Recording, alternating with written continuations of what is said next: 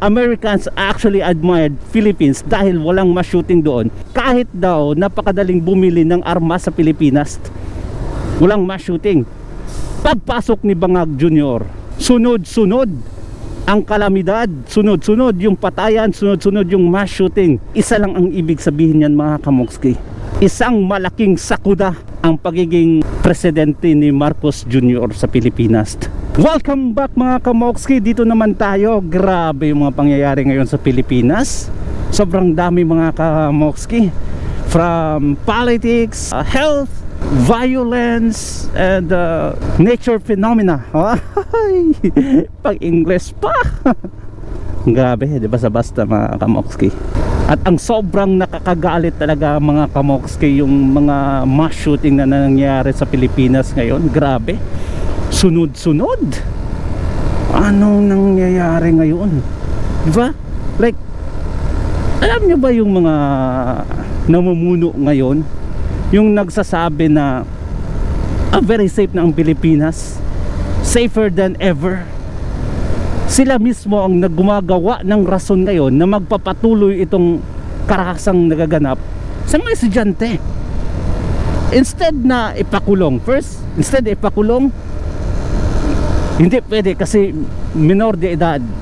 Ngayon, John Vic, may bagong pasaring na naman siya. Siya na mismo nagsabi na safe na ngayon compare sa mga previous administrations.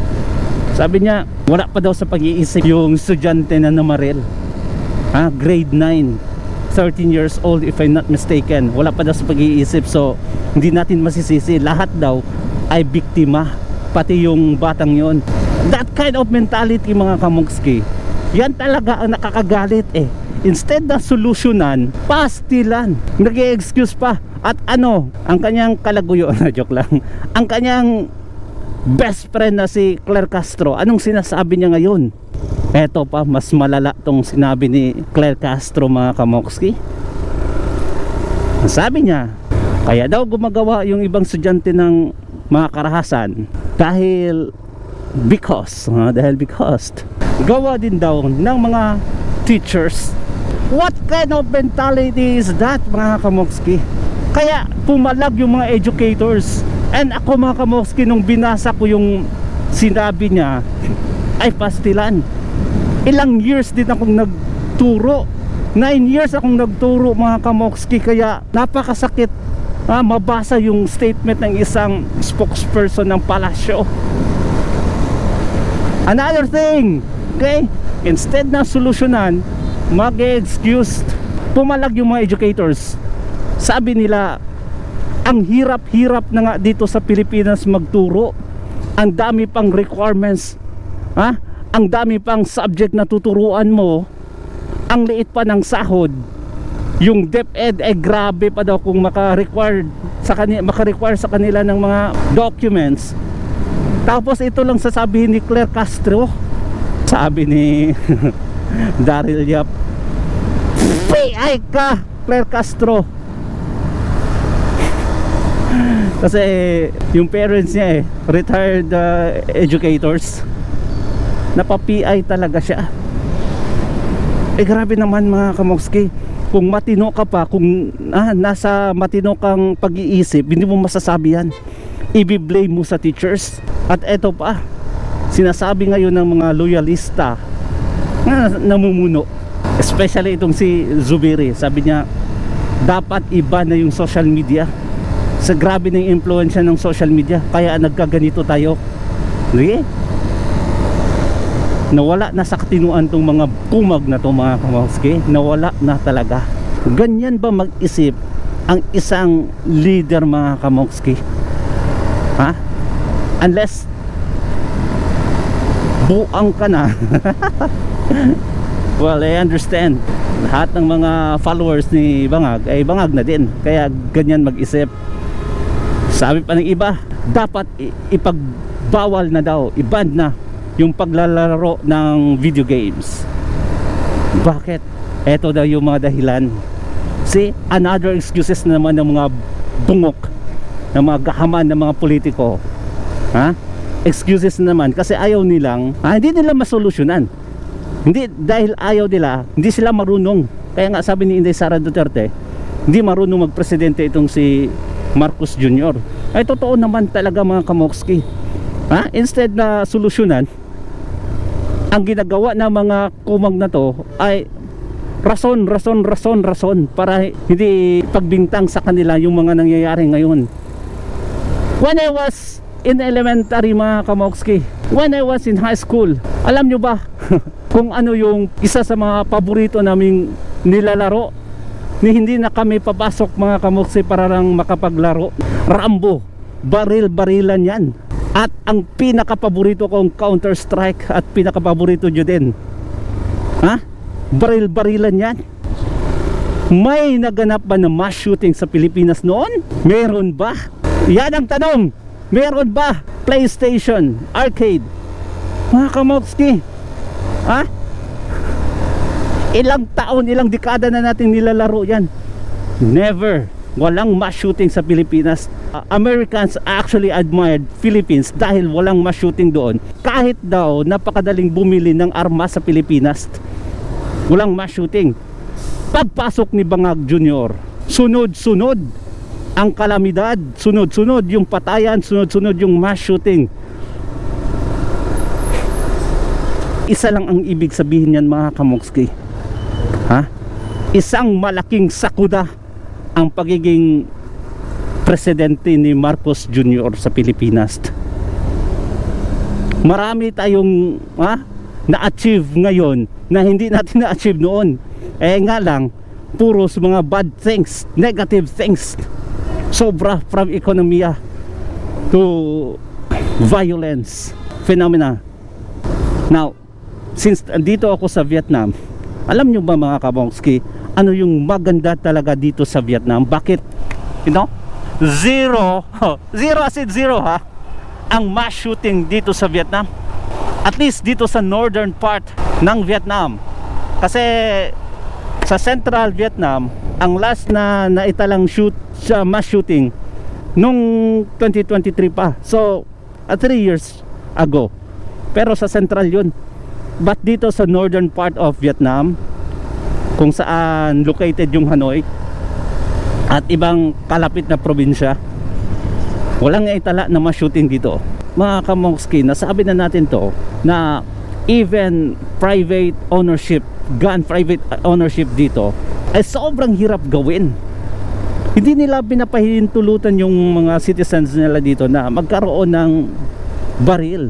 Kaya kung mayroon mang mga violence na nangyayari dito, talagang suntukan lang or at least hindi baril yung ginagamit nila. Generally, very safe yung Vietnam. Pansin yung mga kapulisan nila dito, magche-checkpoint, hindi gumagamit ng baril. Bakit? Kasi nga nasa isip nila na wala namang babaril sa kanila, so why would they have to use their guns? Parang ganun na natin sa I'm not totally sure, pero yan hindi sila gumagamit ng baril pag nagche-checkpoint sila or kahit ano. Ayan ko, baka may baril yan sila, tago lang. So hindi nakaka-intimidate para sa kanila, sa local citizen. Hindi naka-intimidate yung mga kapulisan nila dito. Pero sa mga foreigners, obviously kahit may baril yan o wala, iba pag foreigner ka, kahit wala kang kasalanan, pag makakita ka ng pulis, parang as much as possible gusto mong magtago or at least mag-detour.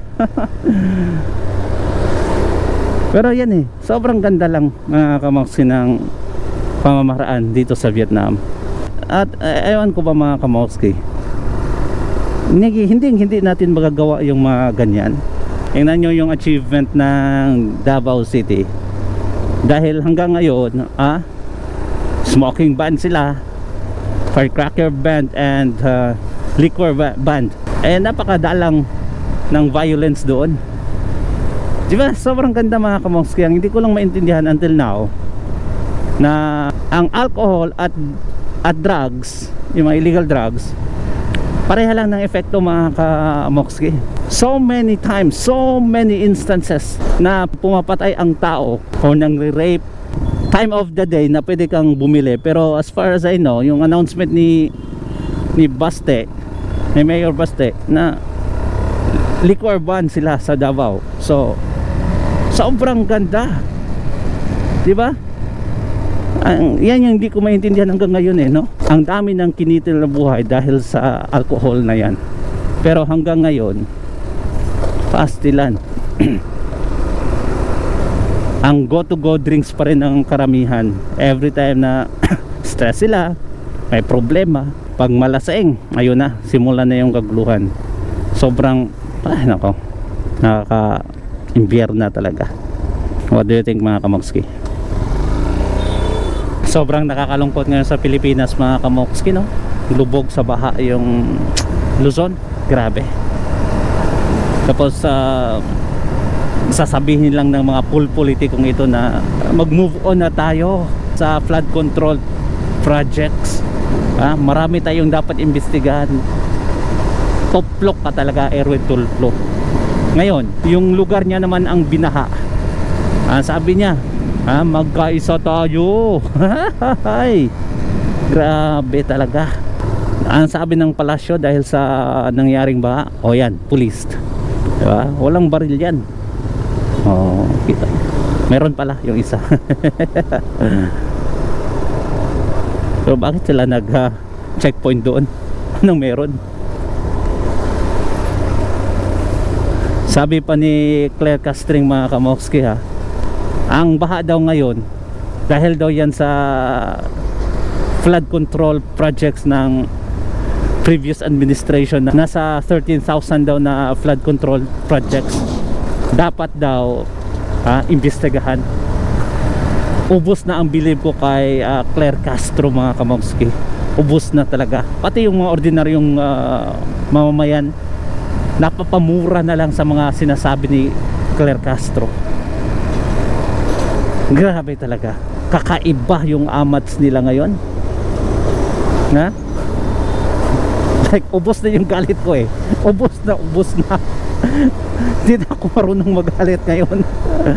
Ay nako, bantakin nyo mga Kamoxki, yung amo mo ang nagpapangalandakan na may 5,500 flood control projects, tapos nung binaha isisisi mo sa mga Duterte na naman.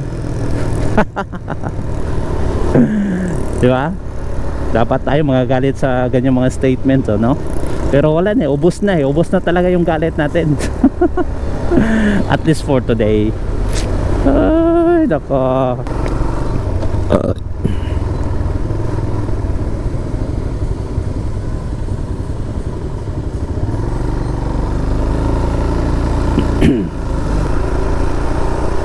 Jollibee,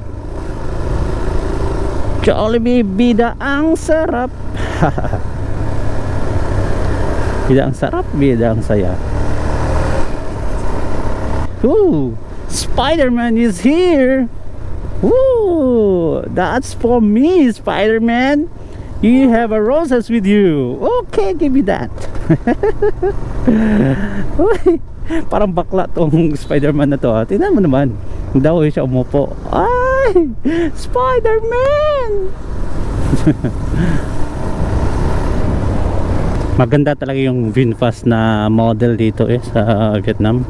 May parang sports car yung dating yung iba no? Ito version F8 pang taxi, pwede pang taxi, but ito yung green. Okay, ito talaga yung mga taxi nila dito, yan green. Halos VinFast dito kasi may free charging naman, free charging, kaya paldong paldo, sobrang dami ng green diba? Kakaiba talaga VinFast. Mercedes. Tatlong Mercedes na sunod. Ay, VinFast. Oops. Okay, pati yan yung motor na yan, green na yan, mga VinFast. Oops, mali pala. Okay, it's okay. Hindi pa look at this.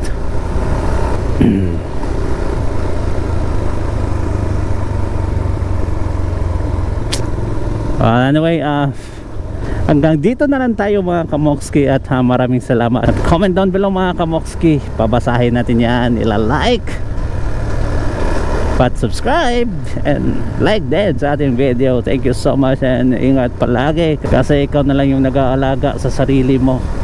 Ang gobyerno wala nang paki sa'yo. Peace out.